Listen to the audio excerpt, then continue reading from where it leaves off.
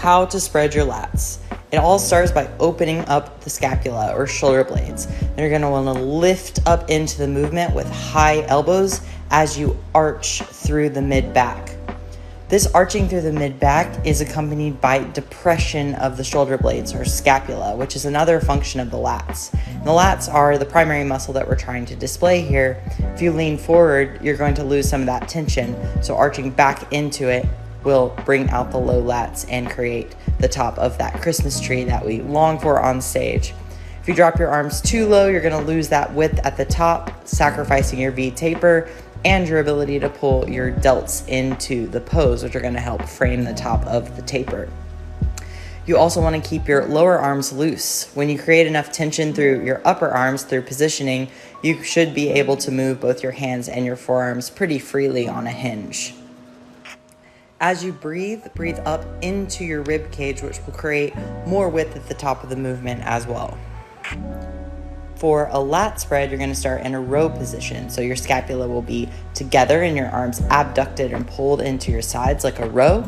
Then you'll use your hands to anchor at your low lats as you pull your shoulders forward, scapula open, and lean back into it, creating that V taper or width at the top, tapering into a small waist. If you want to build muscle, start training your weakest movements. It's easy to choose those movements in which we can move the most weight. A dumbbell bicep curl with a little bit of momentum, we can swing some weight around. It's a lot more difficult when you put yourself in a position like this where your shoulder is not quite as stable and you're pulling with a lot of tension in the stretch position at the bottom of the movement. You're not going to be able to lift as much weight here as you might on a dumbbell bicep curl. And honestly, if you try to increase the weight on a movement like this, you'll likely sacrifice form. But if you really want to maximize the amount of muscle that you're putting on and joint health in the process so you can continue to build muscle long term, it's really important that you're training your muscles from different positions, that you're not always training just your strengths, but more importantly, really training into your weaknesses. I find that long term, this is much better for joint health as you learn to contract a certain muscle group when the joint that's supposed to stabilize is not in as stable a position. With the shoulder like this, where you're extended behind yourself, you do not have as good of bracing. And while that is challenging, it does allow you to train the bicep in the lengthened position, as well as work on shoulder stability in a position that isn't inherently stable.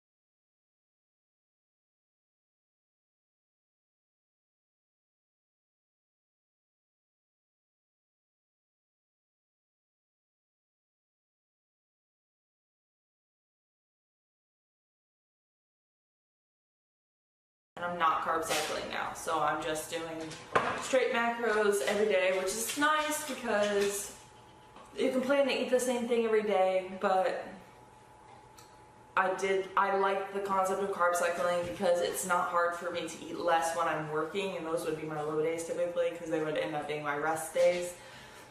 Whereas now everything's just low. So it's kind of irrelevant now. As low as things are, I don't really mind that I'm not carb cycling.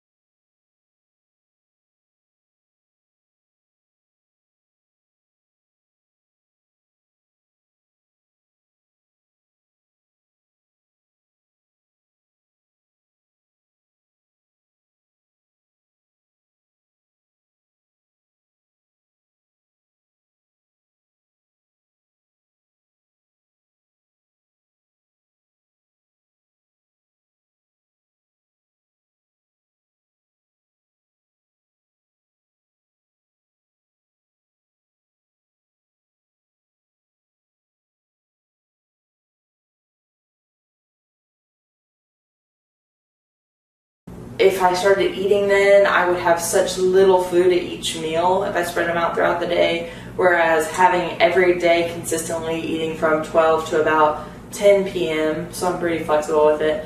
I have 4 meals and they're all about the same size, which is nice.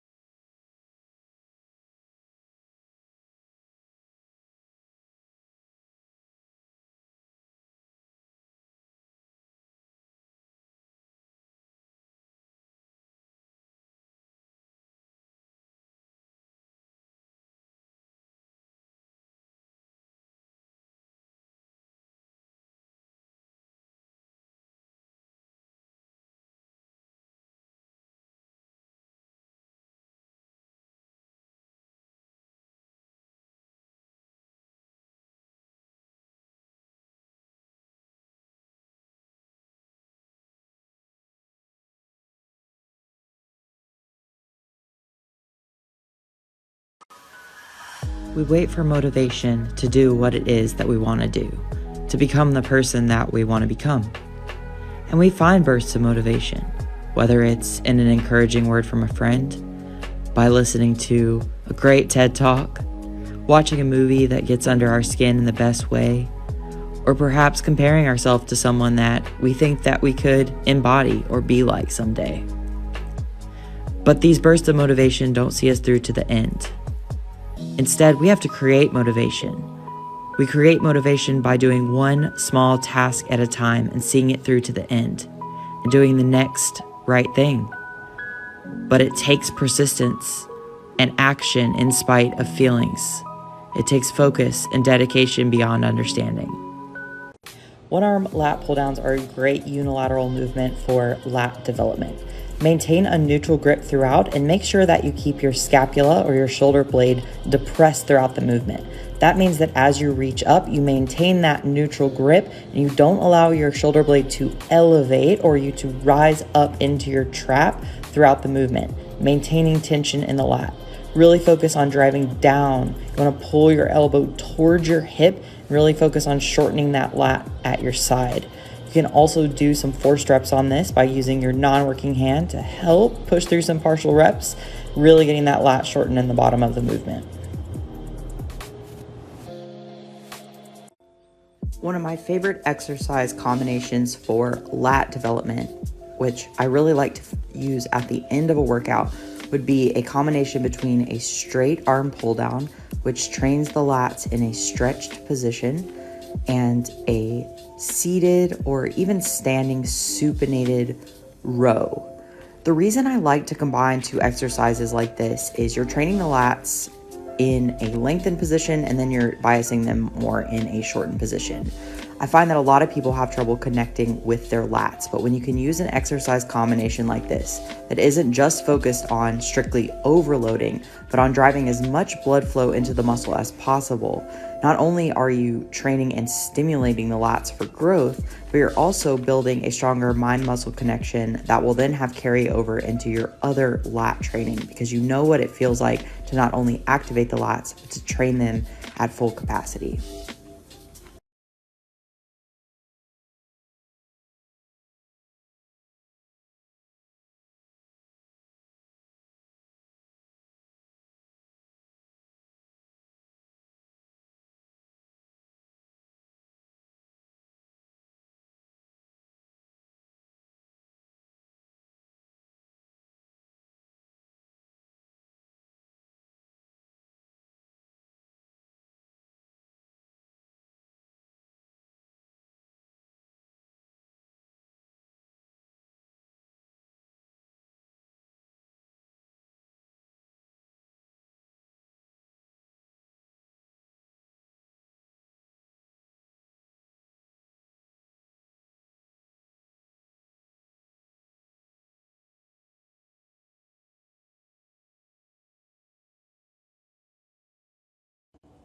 A few of my favorite tricep exercises. For a tricep rope push down, I like to use a long rope or 2 ropes pulled to their ends. Notice that my upper arms are pretty much locked in here, and all movement is going to be through that extension and flexion of the elbow. That's really important to understand what a muscle is doing, how it acts around a joint, if you want to know how to set it up properly. Another great way to set this up, if you have the option, is to use a spud bar with 2 separate handles. I really like this because I find that when I progress with a rope for a prolonged amount of time, I start to have some issues around my anterior delt with that excessive internal rotation. So switching to this movement, which allows me to keep my shoulders more externally rotated and keep the line of pull in line with my elbow, feels a lot more comfortable if that's an option. If you don't have a spud bar, you can set this up unilaterally in this setup here. I personally really like to grab the cable itself, but you could also attach a D handle to it or use a single rope and set the cable up a bit higher. Unilateral movements are also a great tool for building mind-muscle connection for lagging muscle groups if you have trouble connecting with the muscle or understanding its function.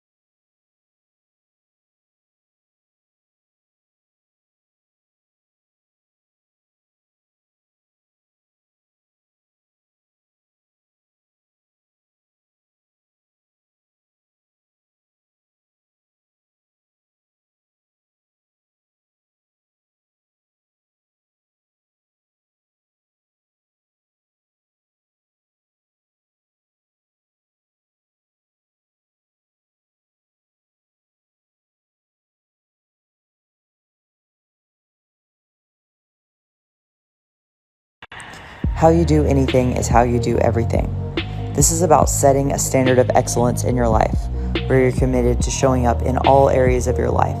It isn't about letting emotions drive you or depending primarily on motivation to allow you to accomplish what you set your mind to. Instead, you depend on consistency of action and discipline. You show up in every area of your life with the same amount of intentionality, and you find that you're just as committed to the little things as you are the big things. And suddenly, you become the kind of person who shows up and keeps their commitments and is able to accomplish whatever they set their mind to. How do you differentiate between craving and what your body is telling you that it needs?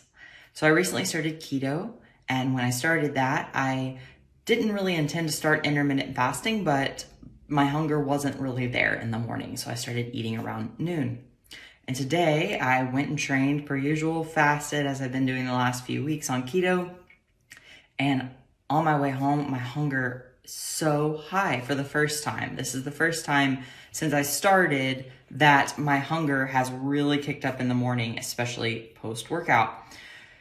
And I found myself wrestling with this set of rules that I didn't realize I had subconsciously created in my mind about when I should eat and what I should eat and how I should eat and the schedule, and thinking if I eat earlier in the day, then I'll end up having more food through the day, which will maybe kill my consistency. But I realized my body is telling me it needs something, and I think I should honor that. And it's important to do that and use that as a piece of the experiment to see, how does my body respond when I shift maybe just one day to eating a little bit earlier? So I just want to challenge you to learn to differentiate between the craving and what your body is telling you by actually giving it a chance, honoring your body, see what you learn, and you can move forward with more awareness and with more trust in yourself moving forward.